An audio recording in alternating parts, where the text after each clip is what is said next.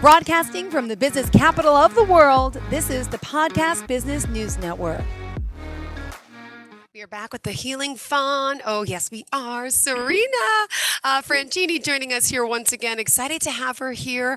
She's from the Philadelphia area. It's Royersford, Pennsylvania, but she's working with people all over the world. So the Healing Fawn inner child work, she's a coach, does somatic therapy, you name it, she does it.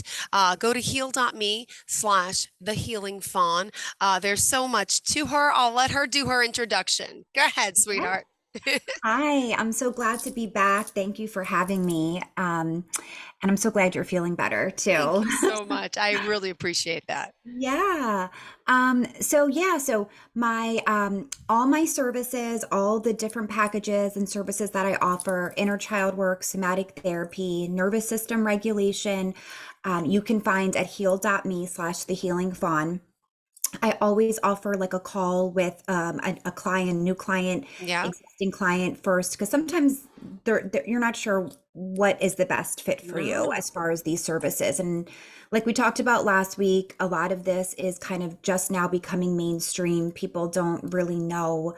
They know they need the work, they just don't know where to go with it. So I'm totally here to help uh, anyone with that. So we can schedule a call and just kind of figure out what's best. Beautiful. We've talked about trauma, relationships. There's a lot today. You sent me a cool little diagram about this drama Yeah. triangle, the drama triangle. I know it's one of our discussions today, but also just to point out, you're also a nurse. Yes, yes. I've been a nurse for 15 years. So I have that like Medical medical background. background, which is so unique. Yeah, because you can see both sides of it, the Western and Eastern side of medicine in a sense, and the benefits of both. Exactly. Yeah. So a lot of what I do, and really you can look at it like the somatic approach is like a neuroscience model. So it's like the medical, like sciencey model. And then the inner child work aspects, a lot of that is more from like a holistic approach too. So it's it's all intertwined. One thing I was thinking, and this happened yesterday, I was at like a shop getting like a shake, and I was talking to the owner about my business, and we were just chatting, and they had said something about my inner, when I mentioned inner child work, her thought initially went to thinking I work with children. And Okay. it was really like this aha moment that I'm like, wow, when I say the word inner child work, like a lot of people still don't really know what that Understand. Yeah. means. Mm-hmm. And you might see that and think, oh, she works with kids. And it's just, it actually was a learning experience for me that Yep. it really needs to be thoroughly explained, for people to really understand, because, even though my world, it's a common topic and Term term, and it's not mm-hmm. for the general Okay. population. And by the way, as we continue the show today, if anyone has any questions, we're going to open up the phone lines 631-317-1291. That's 631-317-1291. If you have any questions as we continue, feel free to give a call in and ask anything you'd like. To start Yeah. today, you want to talk about boundaries, right? Is that the first topic on our agenda today? Could you share a little bit more about that? Yeah, yeah. So, last week we talked about awareness, which in like my model is like the first step. We have Yep. to kind of break through those molds of, denial, those old programs, and just be aware, be curious. And so once we can be curious and kind of break that awareness or break that denial, the next step is really to set boundaries. And this is for the foundation to really heal and to Okay. really see change Yep. in your life. So, and I think we touched on it a little bit last week when I was giving a little bit of my background and history with boundaries in my own personal life with my mom. Mm-hmm. And so, boundaries are so important. And the diagram that we'll talk about is really just a tool that you can use to assess your role and where boundaries. You okay? Oh, yeah, it just clicked Did my something video. click? Oh, Off. you're Yeah. like, wait, what happened? I'm like, is there an audio issue? It happens, right? Live television. Yeah. Okay. So the diagram really does help to discern like, okay, do I have anyone in my life, in my circle that I need to reevaluate boundaries? set boundaries, because you cannot really truly heal and do this inner work if you have these toxic connections that are kind of entangled with you. Got it. Got it. Did you want to share that diagram on our screen today? Is that the issue? Or No, we don't have to. I oh, can just okay, okay, explain it. Yeah. okay. Um, so this model it's the Cartman's drama triangle, Cartman's, and he is a psychologist, and this came out like years and years ago in the 60s. But I think it's so helpful to understand these three roles and to like see, oh, does this person in my family fall into this role? Does this really close friend of mine or significant other, because it shows that boundaries probably need to be set. Yeah. And so there's three sides of the triangle. So it's the victim kind of mentality, it's the persecutor mentality, and then the rescuer. Yeah.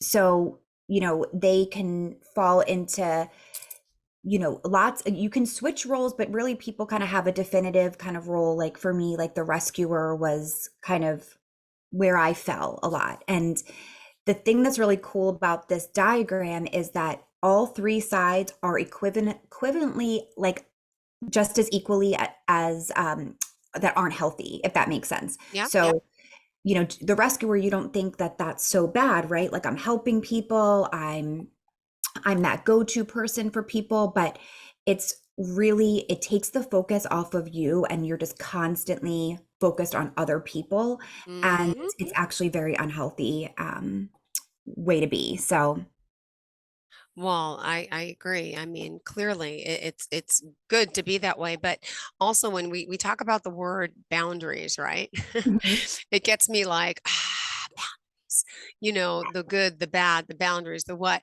And in like today, there's in society, things are changed. Everyone's very sensitive about everything. We have to open up our boundaries more, be more open. And I right, feel like my parents, like old school, like not that way. right. Our generation, you're younger than me, but I feel like we are all a little more open in a sense, and that helps everyone, whether it's a personal boundary in our bodies or just boundaries in general. I Yeah. just feel that there's been a big change, and it's a good thing. Yes, I agree. I agree. We're definitely more open and receptive, Yeah. um, and curious as a generation, but we have this baggage or these things from our childhood, from our parents who didn't have all the tools and resources that we have, Yeah. that still linger and creep in. Yeah. Exactly. And Mhm. also in regards to boundaries, I know, did you want to move on to the next topic yet, or is there still more that you want to cover with that? Well, I just wanted to kind of point out that, with these three potential roles, and people can look up this diagram. It's like, you can Google it and it will pop right up. But, the victim mentality is where someone really, it goes to you to solve Yeah. their problems. Their issues are your problem. So when you have family members or friends or significant others, they have an issue and they come to you and they expect you to solve it. Yeah. Um, that is very draining, and those people keep us in this unhealthy cycle. So to evaluate that, do you have people in your day-to-day Uh, life that are expecting you to solve their problems for them? The persecutor is the person who is quick to judge, points the finger, it can be critical, judgmental, but never really looking at themselves. So to think about, in your life, do you have people like that are, criticizing you, critical of you, judging you, but never really take a look at themselves?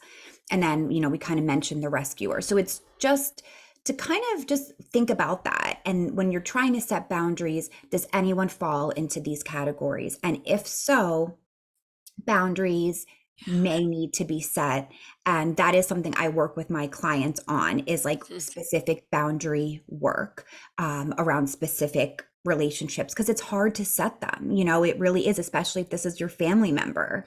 It's like very hard. So I really work with people on that kind of as like the second step in my model.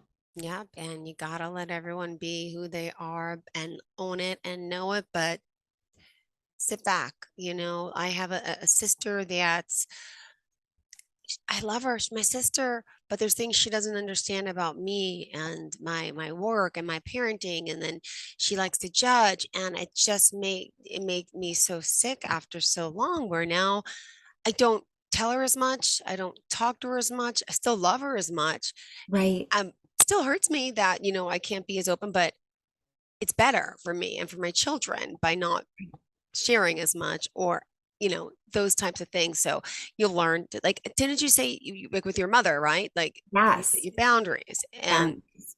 you And have that's to, like what you're doing, with your sister. Like I can't be as open, or I can't, share these which is particular so aspects of sad. my You can't be yourself, but you could be yourself amongst other people who you can can. trust and who are Yes. safe, like emotionally safe. Yep. Um, and the other thing I wanted to point out with this model too is, like, if you think about it, the one thing all three have in common is that no one's focused on themselves. They're focused on something else. Like, the Hmm. persecutors focus on other people, the rescuers focus on other people, the victims focused on other people to help them. So a big part of healing is where you're just invested in focusing on yourself. And it's not about, putting your energy and focus into other people. Got it. Absolutely is. Good point. Boundaries, boundaries, boundaries. And Boundaries. that drama triangle. Wait. Yeah. Right? Because there's a lot of drama. Yes. Yeah. And I think, like, like you said, with setting boundaries with your family members, it can be really hard. But it's healthier. And a lot of times people will see that those relationships change, but they actually have more quality to them because these Mhm. boundaries are set. Like, I know for me with my mom, like, I actually, because of all the boundaries, I can enjoy the little bit of time I do spend with her. It's more infrequent. We don't talk as much, but that component is that has been removed, has actually helped those interactions. And again, don't forget the lines are open 631-317-1291. If you have any questions, in the meantime, just remind us how we can reach out to you directly with any questions. Yeah, of course. So my website is my website's up and running, thehealingfawn.com. And that's where you can actually get to my coaching site to schedule from the Okay. website. So we've connected those two. Thank God. That was like a whole to do, but we're there with that. My direct scheduling link is at heal.me/thehealingfawn, but you can get to it now from my actual website, thehealingfawn.com. That's also where you'll see my t-shirt line with all my healing types of positive, inspirational Workbook. I mean, she's an author. She does everything. Yes. workbook, my digital downloads, everything you can find there on my website. And then on social media, the Healing TikTok. Fawn. By the way, I checked out your video. I know we're going to talk about that too. I don't know if you're Oh, ready for it good. yet, but yay. Good. Awesome. About unresolved childhood trauma, in a sense, how it affects us. Can you share a little bit about the latest TikTok video? Yeah, so I think the one that I shared with you was the one about relationships, right? How it's Yep. like, are you Hmm. thriving in every area of your life? Like, as a parent, as in your business and your career, but the one area that you're struggling with is a romantic relationship. And then it kind of switches to, did you know that, it's now showing that unresolved childhood trauma can be linked to having unsuccessful relationships as adults. And that's kind of, yeah, right. Me too. Guilty. Yeah, absolutely. I own it, but it's so true. Yeah, me too. Me too. And I think it's very common, but trying to just get it out there that, like, you can have successful relationships, you can, and it's possible, and it's never too late. Yeah. But really, you just have to get in there and do some of this inner work, because it's stuck in there. And these patterns, even if, as much as we try to tell ourselves we're going to do things differently, you're going to think differently, you're going to choose differently, we're wired that way. And we have to kind of get in there, into the body, into the nervous system, and shift things in order to see real change. Beautifully said, really. Thank you so much. And by the way, on TikTok, how do we find you? What is it? It's The the Healing Healing Fawn, at Fawn the Healing Fawn. Yep. underscore. Or it's At just the Healing Fawn, no. For TikTok, there's no underscore. On Instagram, okay. it's the Healing Fawn Got it. underscore. Good, good. I was just getting confused. I Awesome. know all these little Awesome, different things. awesome. No, it's so true. So there's so much like unconscious stuff that we don't realize that is affecting our lives on a daily basis. And you say, for example, in that triangle, you say each player begins by assuming one of the three typical roles. And could we talk a little more about the three typical roles that we usually assume? Well, it's not six, it's three. I'm like, Yeah. Well, yeah. So that was like the that's victim, the the victim. persecutor, and rescuer. So those are like the three roles that you can assume, or other people in your life. So it's again just something to think about when you're starting to do this work. Do I fall into any of these, or do I have people very close to me that are falling into these? And that's where, okay, we do, yes. So let's work on setting some boundaries so we can proceed with this work, this healing work, in a way that we're going to be successful at it. Because you really can't, if you have these people close to you, you're not going to be able to thrive in your healing journey by being criticized, by being judged, by being the rescuer and saving people and the fixer. You just aren't going to be able to thrive. Guilty. I'm the rescuer, the fixer. I was the adult in my parents' relationship, trying to be the adult and take care of everyone else and try to teach them what that they shouldn't be arguing, they should do this. And I became the fixer. So then I find myself in a pattern with relationships as an adult, finding men, but it's so crazy. It's so happening unconsciously because like then after years go by and you get away from it, it's like now you see it. Like, oh my gosh, here I am. I took this little rescue cat and he was adopted. He has all these issues. I want to help him, not Yeah, realizing it. Like, oh, he's angry. He's jealous. What? He's like my father. What am I thinking? Like, yeah, you just sometimes are attracted to that person who needs help to be fixed. right. It's fascinating how unconscious it is, right? And Yeah. I think your explanation is so common with women today and in our culture. Like that's, and it's beyond unconscious, because a lot of times we are conscious of, okay, I'm not going to date this kind of person. I'm totally not looking for that at all. I want someone who's got it together. I want someone who's, A, B, C, D, we have our lists, right? But it's so unconscious that we don't, you don't see it. You don't see it. It's this like almost familiar feeling that we don't know why it feels familiar. It feels good. Yeah. And it's like, oh, like I feel so comfortable with this guy, and it's so like easy compared to like the other, dates. It just felt all, it's this like body sensation of like a familiar feeling and a Yep. connection, and that's it. And then it's like off to the races because we feel this connection, and then it proceeds, and it is familiar. It's something from our childhood that that person is familiar. And even deeper, and it just Yeah. gets crazier, is that in a way we're trying to restructure the things that happened in our childhood. So like, oh, if I can get this person to whatever A, B, C, D, then like these childhood stories can make sense.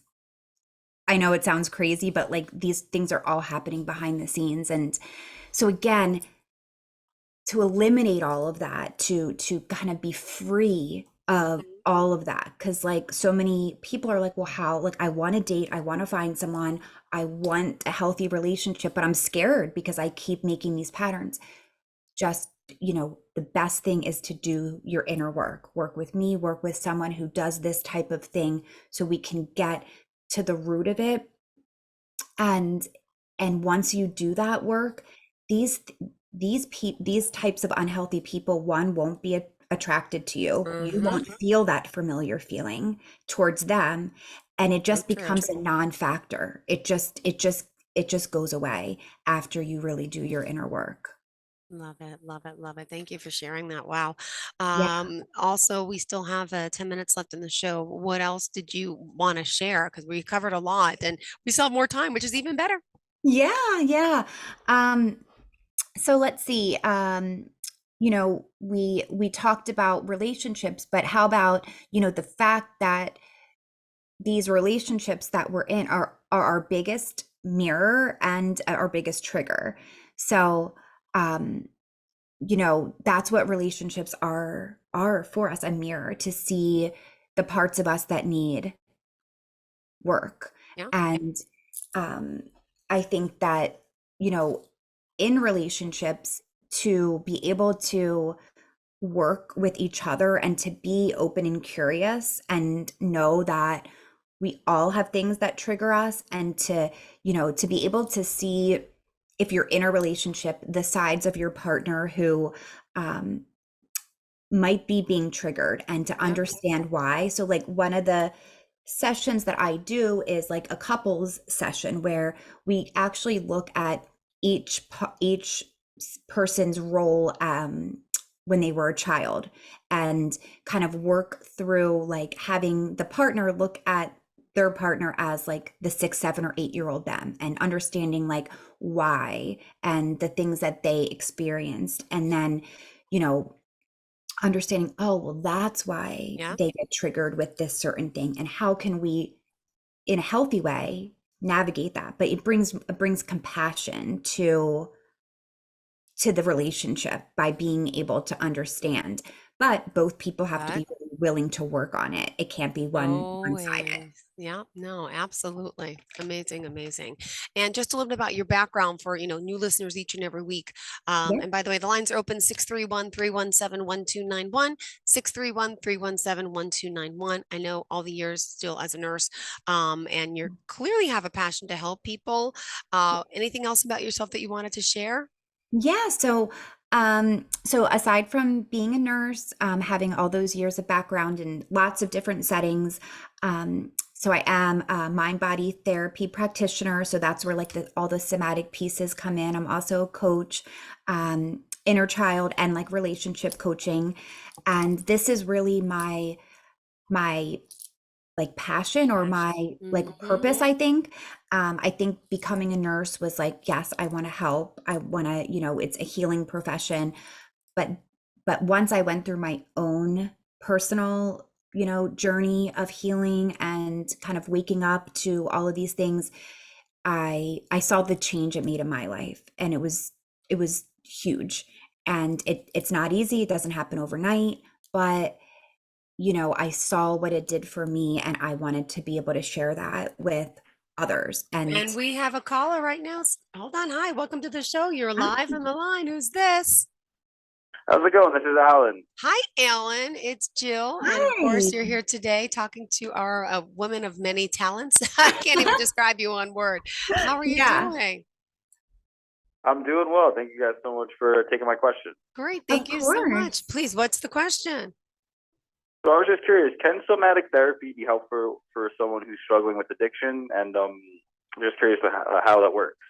Yeah, that's an amazing question. Um, and absolutely. So, again, with the addiction piece, we really look at that, like in my world, as like a symptom, and that what's the root, and kind of follows the same model of some, childhood trauma, wounds that went unresolved, that are being stored in the nervous system. And the addiction is the coping strategy, Yeah.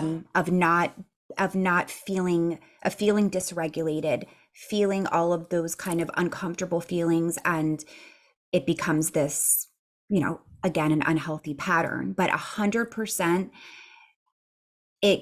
this model, inner child work and somatic therapy, Yeah. can so help with people struggling with addiction. Absolutely.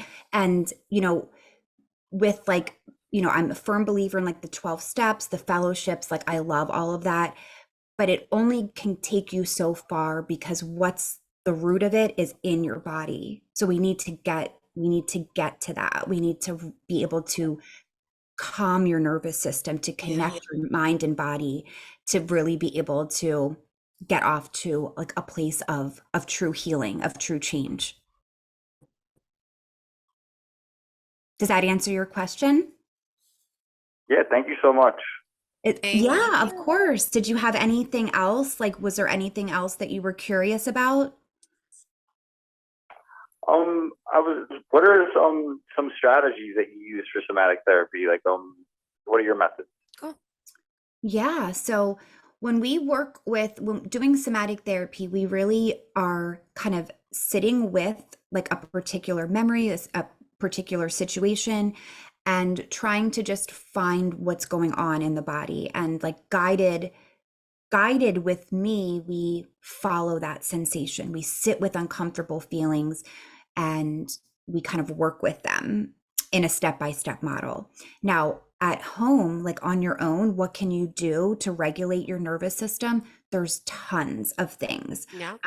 Let me just think. So a couple of things you can work on at home that can help get your nervous system in a regulated place are so like hip releases, which is really just laying flat on the ground, feet on the floor, open your kind of legs out to the side, let them fall, and then slowly bringing them back up, and feeling kind of, there's going to be some shaking. Shaking is good. We want to see movement, because there are things that are stuck in there.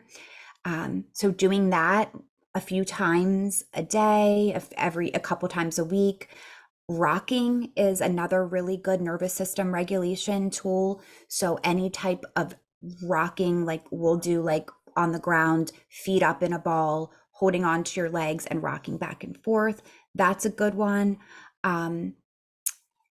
Believe it or not, something as simple as facial expression. So like if you just like stop and like, okay, where am I at right now? Like you have like a grumpy or unhappy face on, like, why do I have this? Like where is this coming from? And then shift it to a time that you felt proud, empowered, strong, loved. See the change in your facial expression. It changes like your posture. And believe it or not, that is like a polyvagal like tool to like help regulate, just shifting that facial expression. And like breath work, of course, we do a lot of like techniques for breathing. And that is the quickest way to get your nervous system to kind of regulate, is through breath work. Perfect. Thank you so much. And thank you for the call. We are out of time right now. So why don't you share with our caller, with our listeners, the best forms of contact. And thank you again for calling, sir. Yeah. Thank you so much for Take your care. question. Have a great day. All right, listen up. So tell us how we can reach out to you. Yes. www.thehealingfawn.com is my website. You can get to my links there for scheduling as well for all of my sessions, all of my coaching, and on social media, The Healing Fawn. Perfect. Simple. Perfect. And on TikTok, you got to check out that video. Absolutely. Yes, Great. yes. A lot of good videos there. Absolutely. Thank you so much. You have a fantastic day. And to Thanks, all of our Jill. listeners and It was great viewers, to the see same. you. Great to see you too. Thank you for the conversation. Have a great day. You too. Bye-bye. Are you looking for even more of the podcasts and hosts that you love? The Podcast Business News Network is proud to announce that you can now listen live on the MyTuner Radio and online Radio Box apps for iOS, Android, and the Amazon App Store. Or check us out online. Search for Business News Network on mytuner-radio.com or search Podcast Business News Network on onlineradiobox.com/US so you don't miss a minute of the action.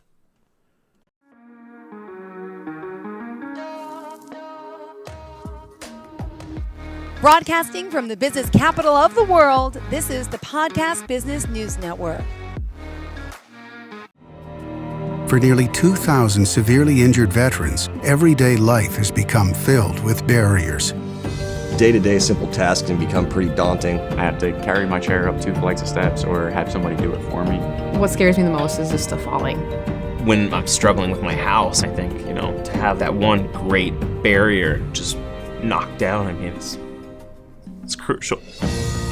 Home for Our Troops is a wonderful nonprofit that builds a mortgage-free, fully adaptive, handicap-accessible house. And there's no catch. It'll be our very first home that we've ever owned. This is a game changer. This is where your life begins again. We need you to join us in completing this important mission. Please visit hfotusa.org and help build homes. and rebuild lives. Because of you, everything's going to be okay.